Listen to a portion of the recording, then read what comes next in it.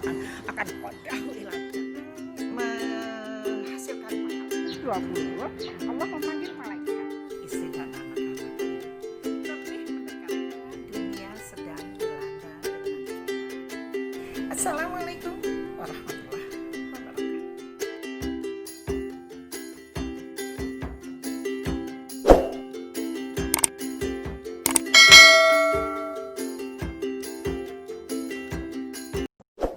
Halo, Assalamualaikum warahmatullahi wabarakatuh. Teman-teman sekalian, mudah-mudahan selalu sehat, dilindungi oleh Allah Subhanahu wa Ta'ala, menjaga jarak, mencuci tangan, memakai masker, jangan lupa ya, agar kita tetap sehat, dan tentu saja berdoa pada Allah Subhanahu wa Ta'ala agar kita terhindar dari mara bahaya. Teman-teman sekalian, video Umi kali ini ingin mengupas tentang infak, zakat, dan sedekah. Ada beberapa pertanyaan, apa sih bedanya infak, zakat, dan sedekah? Teman-teman sekalian, infak, zakat hukumnya wajib, sedangkan sedekah hukumnya sunnah ya. Zakat dikeluarkan 1 tahun sekali untuk benda-benda tertentu, sedangkan infak, setiap kita mendapat rezeki kita mengeluarkan infak. Wa mimma razaqnahum yunfiqun, dari sebagian rezeki yang kalian dapatkan keluarkanlah infak. Infak minimal 2,5%, 5%, 7,5% atau 10%, silakan menurut kefahaman masing-masing, tapi minimal 2,5%. Contohnya, umpamanya kita mendapatkan rezeki bulan ini 1 juta. Dari 1 juta kita keluarkan infak sebesar 2,5%, kurang lebih 25.000. Masukkan ke dalam amplop, tulis infak si fulan bin si fulan, berikan kepada panitia zakat. Tidak boleh diberikan langsung ke perorangan. Nah, itu nanti berubah statusnya menjadi sedekah.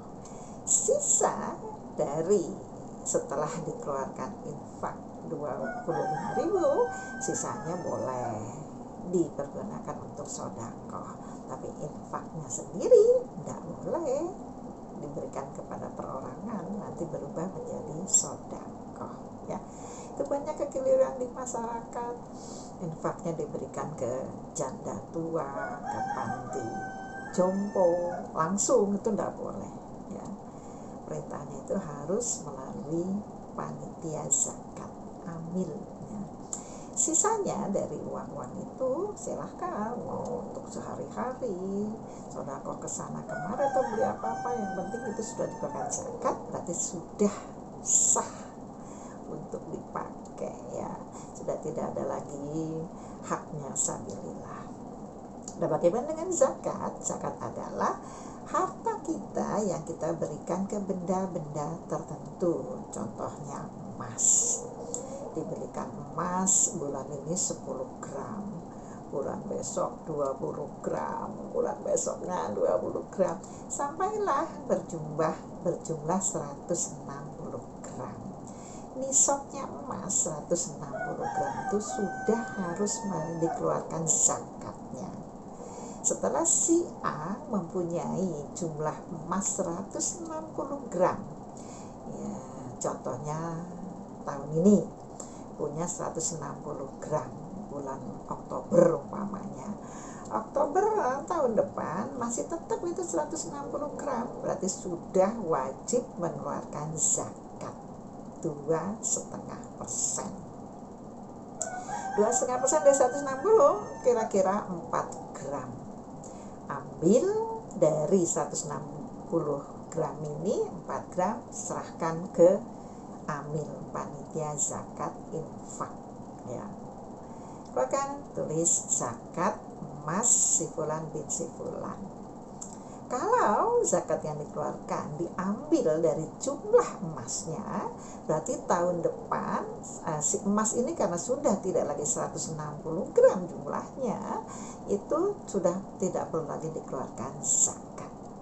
Tapi umpamanya nambah, keluarkan lagi 2,5%, ya. Atau saya nggak mau emas saya itu diambil 4 gram, berarti berkurang, saya mau mengeluarkan dengan uang cash aja, ya monggo, tidak masalah. Yang penting emasnya itu sudah dikeluarkan zakat, ya. Jadi ada benda-benda tertentu harus dikeluarkan zakat. Kemudian zakat perak ada, ya. Zakat tijarah juga ada. Zakat panen, panen ini juga ada. Kalau panennya 7,5 kuintal ke atas, itu kena zakat panen 10%. Kalau tanahnya, lahannya itu disiram dengan air hujan. Tapi kalau disiram dengan tenaga sendiri itu 5%. Zakat hewan, onta, sapi, kambing, ya itu semua ada. Hukumnya wajib dikeluarkan, diserahkan melalui amil zakat, ya. Terus zakat apa lagi, ya, semua itu harus ada. Zakat tambang juga ada, hukumnya wajib, ya. Bagaimana dengan sodako? Nah, sodako itu adalah harta yang kita miliki setelah dikurangi infak dan zakat. Nah, kalau sodako boleh teman-teman diserahkan kepada siapa saja, yatim piatu, panti jompo, fakir miskin, orang tua, ya, janda-janda tua, silahkan, ya. Sedekah hukumnya sunnah. Nah, kalaupun ya, ada saking pelitnya tidak mau sedekah, ya kemudian dimakan sendiri sisanya, tidak masalah, ya, tidak masalah, boleh saja. Tetapi kalau kita lihat dalil sedekah itu sangat menyenangkan. Nanti insya Allah di video yang akan datang kita kupas tentang orang-orang yang mengerjakan wajib dan sunnah, itu akan dimasukkan oleh Allah ke dalam pintu surga khusus, termasuk orang ahli-ahli sedekah, ya. Ketika orang itu sudah mengeluarkan zakat infaknya, kemudian ditingkatkan dengan sedekahnya, mendapatkan pintu sendiri, pintu ahli sedekah. Tapi nggak boleh dibalik loh teman-teman. Sedekahnya nemen sana kesini sedekah, tapi infak zakatnya tidak dikeluarkan, itu sepertinya fungsinya sangat sedikit. Contoh yang ingin saya kupas adalah tentang anak sekolah. Orang sekolah itu diantara sekian belas pelajaran hanya ada 5 pelajaran yang menentukan dia naik kelas, lulus atau tidak. Ada matematika, agama, kalau nggak salah, ya. Terus kemudian bahasa, ya, itu ada insya Allah 4 atau 5 pelajaran nilainya harus di atas 7. Di bawah 7 tidak naik kelas. Yang lainnya hanya penunjang. Nah, penunjang ini kalaupun ada olahraga atau apa, menggambar segala macam, nilainya 9, 10, 9, 10, tapi yang 5 ini di bawah target yang sudah ditentukan tetap tidak naik kelas. Begitu pula di dalam agama, ini hanya perumpamaannya. Yang wajib kita kerjakan di dalam agama Islam selain syahadat, sholat 5 waktu, puasa Ramadan, kemudian infak, zakat, dan haji.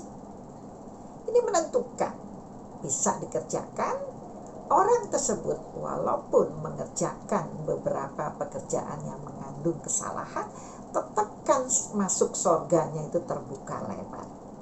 Kalau dibalik, tidak ada kesempatan untuk masuk ke surga. Sholat 5 waktunya nggak dikerjakan, tapi cuma sholat tahajud, tidak ada nilainya, tidak berguna, percuma. Puasa Senin Kemisnya rajin, tapi puasa Ramadannya tidak dikerjakan, juga menjadi masalah. Infak zakatnya ya di apa namanya tidak dikerjakan, tapi sedekahnya ditingkatkan juga menjadi masalah. Jadi yang harus kita perhatikan adalah yang wajib didahulukan, ditertibkan. Kemudian yuk kita tingkatkan dengan yang sunnah. Nah, sedekah termasuk sunnah ya. Yang ditertibkan nomor 1 adalah infak dan zakatnya ya. Gimana teman-teman? Mudah-mudahan ada sedikit pencerahan, karena di dalam masyarakat kita infak, zakat, dan sedekah itu agak rancu ya. Alhamdulillah, jazakumullah khairan sudah selalu melihat video Umi ya. Kita ketemu lagi di video yang akan datang. Assalamualaikum warahmatullahi wabarakatuh.